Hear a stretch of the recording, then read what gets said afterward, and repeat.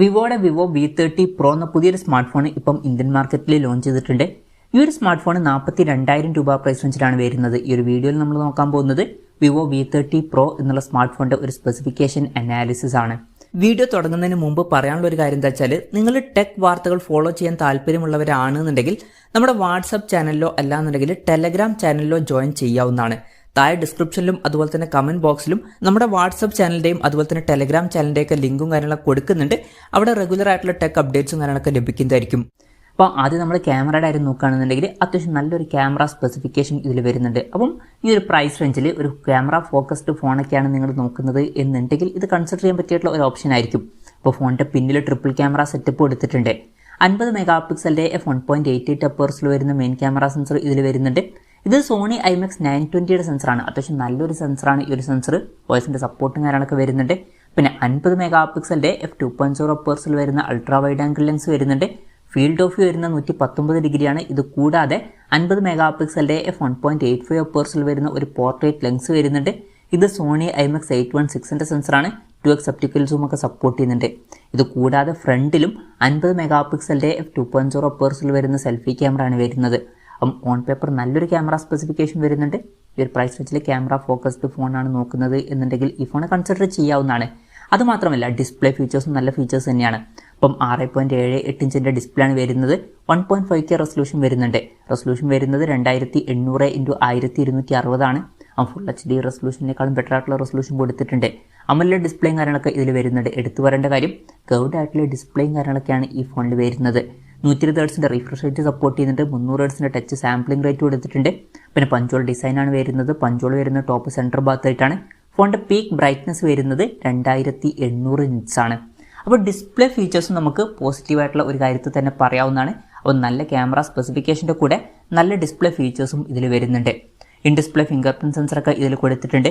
ഫോണിന്റെ വെയിറ്റ് വരുന്നത് 188 ഗ്രാം ആണ്. തിക്നെസ് വരുന്നത് 7.45 mm ആണ്.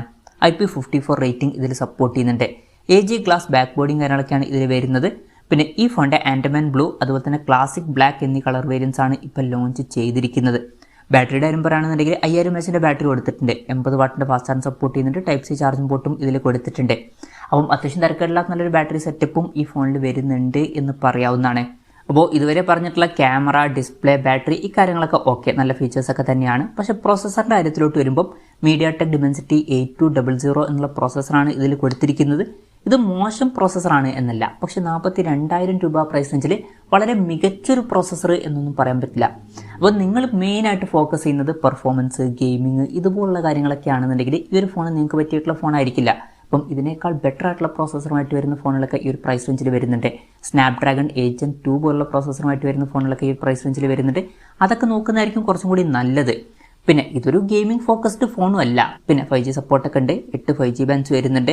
ഫോണിന്റെ ബേസ് വേരിയന്റിൽ 8GB റാമും 256GB ഇന്റേണലും കൊടുത്തിട്ടുണ്ട്. 12GB റാമും 512GB ഇന്റേണലൊക്കെ ഇതിൽ വരുന്നുണ്ട്. പിന്നെ LPDDR5Xന്റെ റാമും UFS 3.1 സ്റ്റോറേജ് ടൈപ്പും കൊടുത്തിട്ടുണ്ട്. മെമ്മറി കാർഡ് സ്ലോട്ടൊന്നും കൊടുത്തിട്ടില്ല. അപ്പം മെമ്മറി എക്സ്പാൻഡ് ചെയ്യാൻ പറ്റില്ല. അതുപോലെ തന്നെ 3.5mm ഓഡിയോ ജാക്ക് ഈ ഫോണിൽ വരുന്നില്ല. പിന്നെ Android 14 ബേസ് ആയിട്ടുള്ള ഫൺ ടച്ച് സോഫ്റ്റ്വെയർ ആണ് ഈ ഫോണിൽ വരുന്നത്. 2 കൊല്ലത്തെ OS അപ്ഡേറ്റും 3 കൊല്ലത്തെ സെക്യൂരിറ്റി അപ്ഡേറ്റ്സും കാര്യങ്ങളൊക്കെ ഇതിൽ ലഭിക്കുന്നതായിരിക്കും. പിന്നെ ശരിക്കും എനിക്ക് നിരാശപ്പെടുത്തി എന്ന് തോന്നിയിട്ടുള്ള ഫീച്ചേഴ്സിൽ പറയാനുള്ള ഒരു കാര്യം, ഇതിൽ സിംഗിൾ സ്പീക്കറേ വരുന്നുള്ളൂ. ഈ ഒരു പ്രൈസ് റേഞ്ചിലൊക്കെ വരുന്ന ഒരു ഫോണിൽ നമ്മൾ സ്റ്റീരിയോ സ്പീക്കേഴ്സ് തന്നെ എക്സ്പെക്ട് ചെയ്യുന്നുണ്ട്. പക്ഷേ ഈ ഒരു ഫോണിൽ അത് മിസ്സിംഗ് ആണ്. അപ്പം അതൊക്കെയാണ് ഫീച്ചേഴ്സിനെ പറ്റി പറയാനുള്ള കാര്യങ്ങൾ. ഇനി വിലയുടെ കാര്യത്തിലോട്ട് വരികയാണെന്നുണ്ടെങ്കിൽ 8GB റാം വെർഷൻ്റെ വില വരുന്നത് 41,999 രൂപയാണ്. അതുപോലെ തന്നെ 12GB റാം വെർഷൻ്റെ വില വരുന്നത് 46,999 രൂപയാണ്. മാർച്ച് 14 മുതലാണ് ഫോണിൻ്റെ സെയിൽ സ്റ്റാർട്ട് ചെയ്യുന്നത്. പ്രീ ബുക്കിംഗ് ഓൾറെഡി സ്റ്റാർട്ട് ചെയ്തിട്ടുണ്ട്. പിന്നെ SBIയുടെ HDFCയുടെ ഒക്കെ കാർഡ് യൂസ് ചെയ്യണമെന്നുണ്ടെങ്കിൽ 10% ഓഫും കാര്യങ്ങളൊക്കെ നമുക്ക് ലഭിക്കുന്നതായിരിക്കും.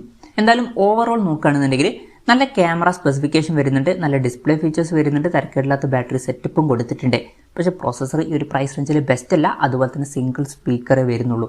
അപ്പോൾ നിങ്ങൾ മെയിനായിട്ട് നോക്കുന്നത് ക്യാമറ, അതുപോലെ തന്നെ ഡിസ്പ്ലേ ഇതുപോലുള്ള കാര്യങ്ങളൊക്കെ ആണെന്നുണ്ടെങ്കിൽ ഈ ഫോൺ കൺസിഡർ ചെയ്യാവുന്നതാണ്. അതുമാത്രമല്ല ഇതൊരു ഓഫ്ലൈൻ ഫോണാണ്.